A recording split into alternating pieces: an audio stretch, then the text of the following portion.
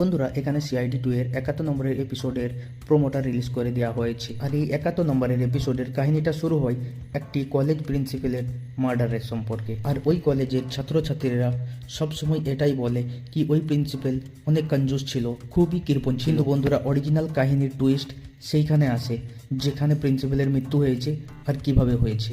Actually বন্ধুরা, ওই principal কিছু পয়সার নোট গিলে ফেলেছিল। শুনে অনেক আজীব মনে হচ্ছে, কিন্তু এটাই সত্যি।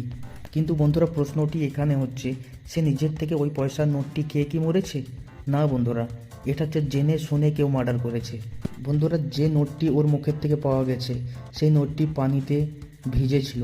আর যেই গিলাসে ওই নোটটিকে ভিজানো হয়েছিল সেই গিলাসের পানির মধ্যে একটি কেমিক্যাল পাওয়া গেছে।